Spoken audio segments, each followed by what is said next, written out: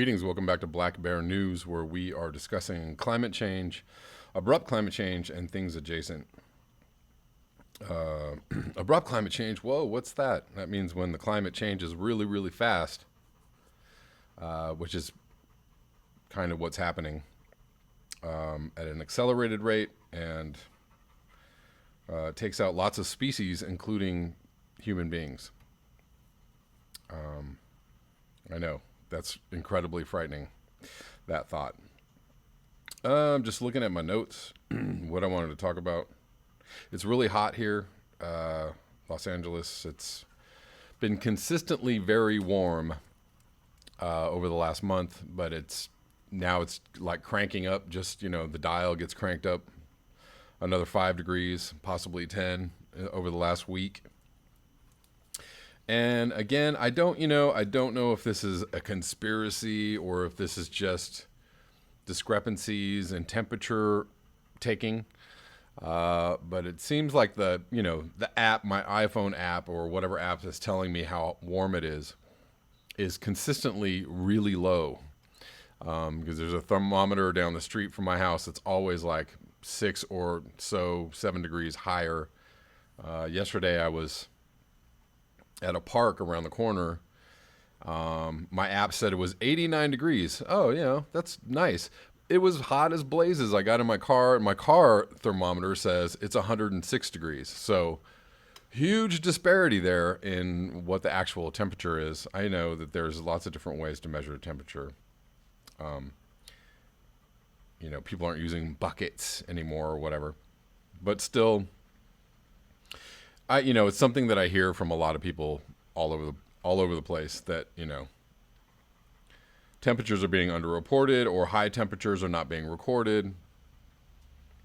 I am slightly of the conspiracy type. Oh, horrors. And I actually think that they are underreporting the temperatures on purpose.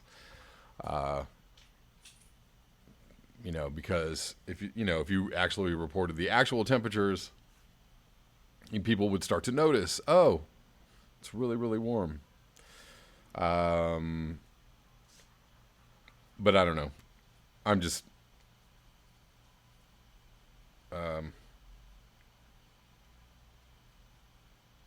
this could just be me being conspiratorial. And maybe I am to some extent. Anyways, it's 94 degrees. My app is saying it's 94 degrees here right now. So if you're out in the sun, whoo boy, it's quite a bit hotter, and the sun here is really hot. Anyway, so my video yesterday, the title and one of the articles was about Greta coming sailing, and there was a lot of discussion about the symbolism of her sailing, or is that really helping, or there's a lot of discussion about whether that's helpful or not, or whether it means anything, or whether Greta's helping, or somebody jumped in with the old Greta and Extinction Rebellion are part of a global conspiracy. Somebody jumped in and did that.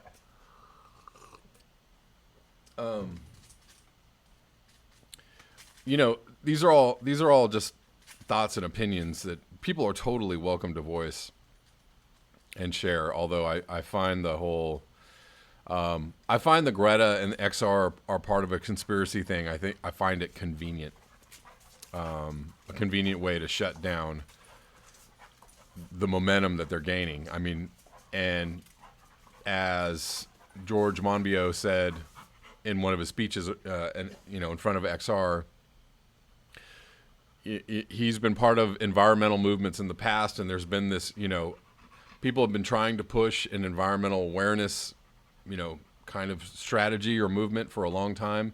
And XR comes along, and it's, finally catching on. It's finally catching some momentum. What Greta Thunberg's doing is catching some momentum. And all of a sudden people are like, oh my, there's thousands of people involved, and there's, lots of awareness, and, governments and cities declaring climate emergencies, and there's some traction going, and it's very convenient for people to suddenly say, oh, it's just a conspiracy, it's the globalists, they're behind all of this, and they're just trying to, take over capitalism with this new whatever you might want to call it. Carbon is crime, or, whatever system they're trying to put in place. I don't know. It could be true. It could not be true.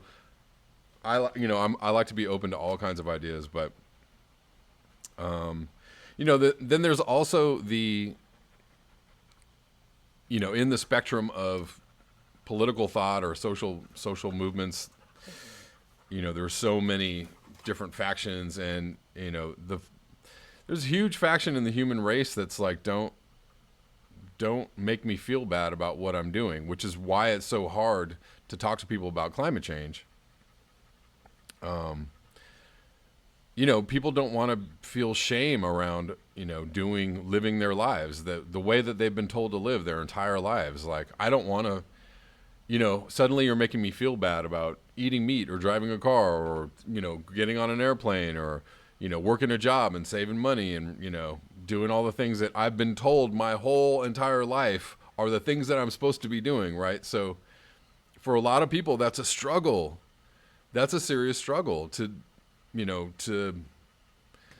fit in, to keep up with the Joneses, to have some financial security, and then you have these climate people. I'm one of those climate people, coming along and just saying like, none of this means anything at all anymore.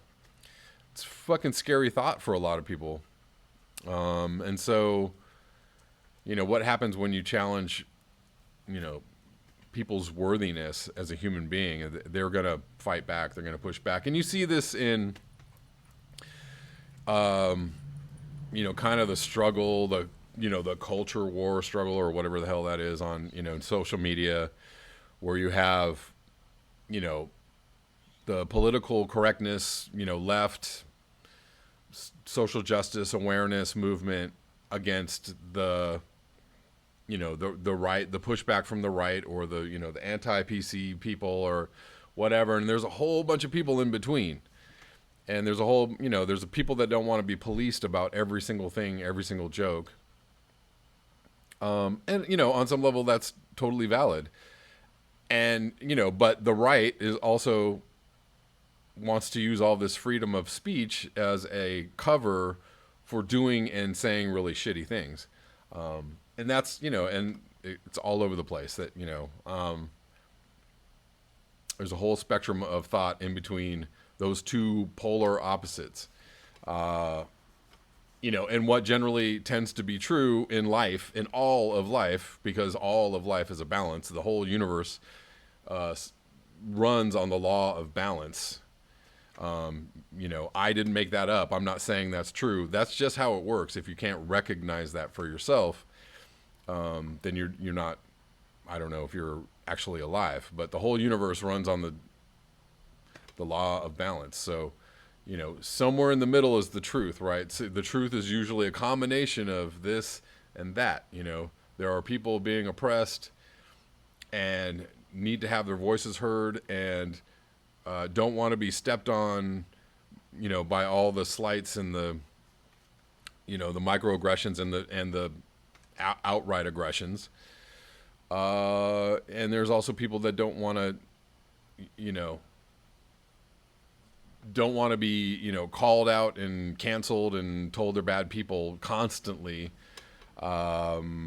When, sometimes their actions may not merit all of that reaction. Sometimes it does. Sometimes it totally merits that reaction. But somewhere in the middle, somewhere is a combination of those truths. I don't really know what the answer is to making people better aware. How is it that we're supposed to live, even in the climate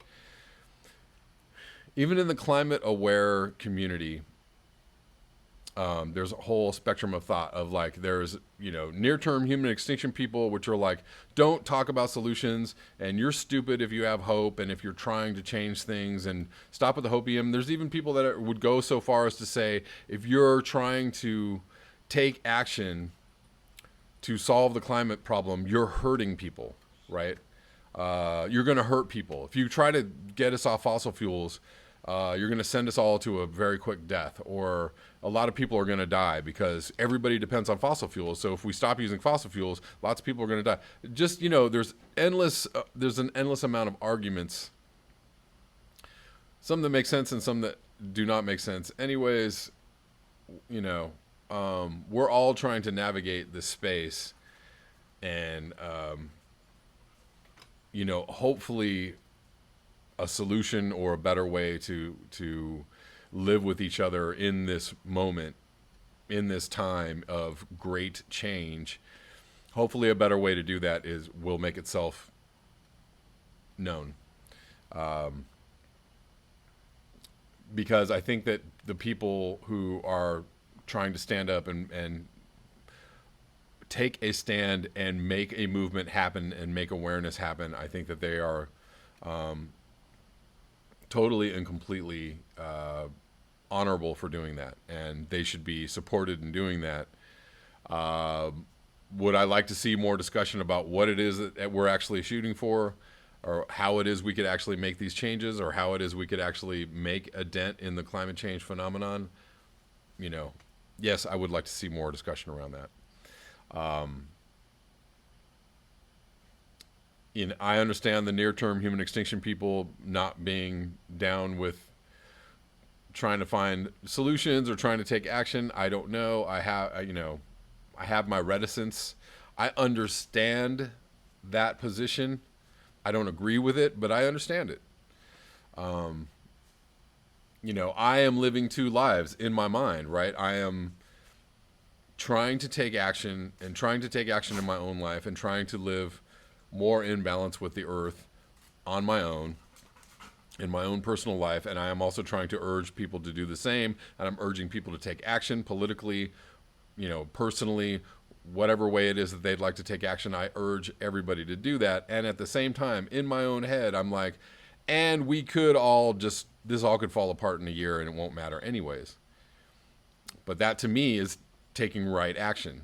That's taking right action in the face of overwhelming odds. The odds are, do we have a chance? Not really, or the odds aren't good that we have a chance to get out of this. And, I think we should do the right thing anyways. I think we should look for solutions anyways. I think we should talk about solutions anyways, And I feel like it's a little shamey for the people on the NTHE side to, they actually go towards, I don't know. We can all enjoy a little bit of shame, right? If you're trying to take action, you're shaming people who aren't taking action. If you're not taking action, you're trying to shame people who are trying to take action. Whatever.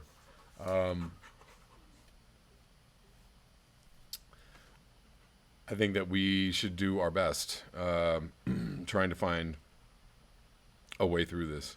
And at the end of the day, the best we can do is be, compassionate towards those who are trying to do their best to deal with and raise the alarm around this. Anyways, long old rant.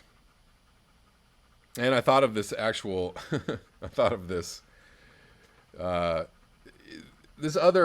other thing I'm going to talk about. I know this is turning into a really long thing.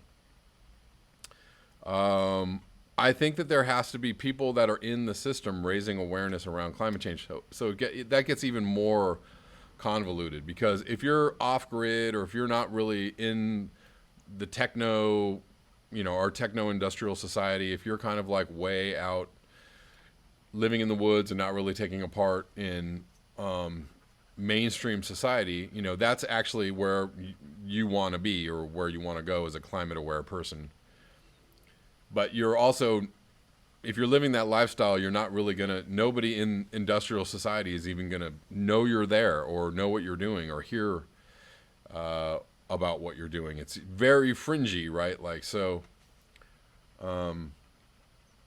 It's kind of like, how do you live outside of the system, but be in the system enough to raise awareness? You kind of have to use the tools of empire to bring down empire. You have to, the more, regular kind of a person that you are, somebody that's in the system and saying like how messed up the system is, the more, normal people or people that aren't aware of this can relate to you on that level, right? So there's, something to be said for kind of being in the system and being relatable on that level. But if you're like living in a hut, way out in a forest somewhere, and you just pop in once in a while and go, guys, this is what we should be doing. Like nobody's going to notice that. Nobody's going to know what you're doing. Nobody's going to, if a climate aware person is laughing in their off-grid home, does industrial civilization hear a sound?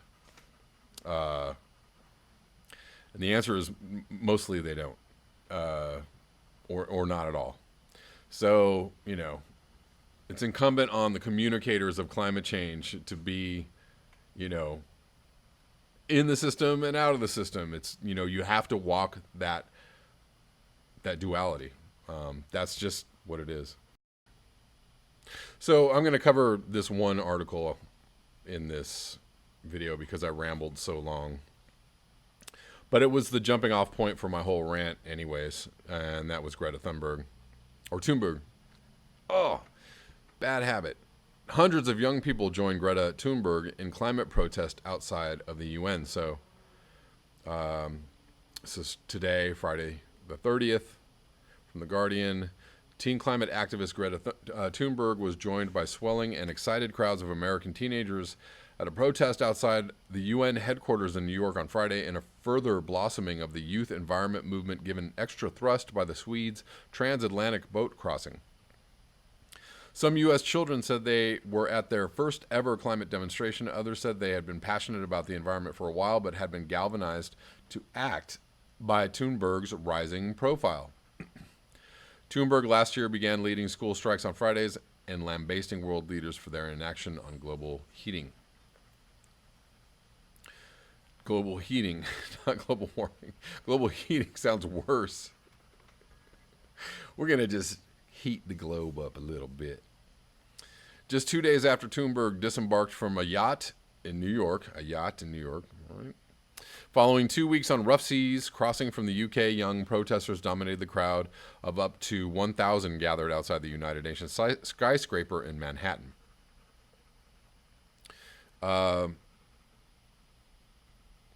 So this is good. She's making it okay to talk about climate change and protest climate change. And, people who feel shame to be damned.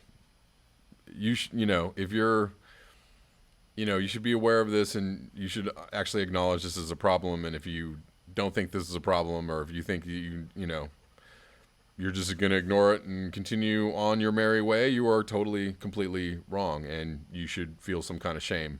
That's the point, eventually, of all of this, is that, you're going to have to, get with the times, or change your mind, or become a little more aware.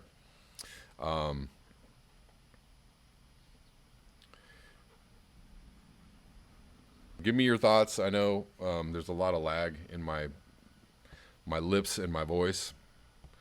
Sorry about that. I'll try and correct it on the next video. Thank you so much for your eyes, your ears, and your conscience. If you would like to support this channel, you can do so at the links below. Until next time, peace.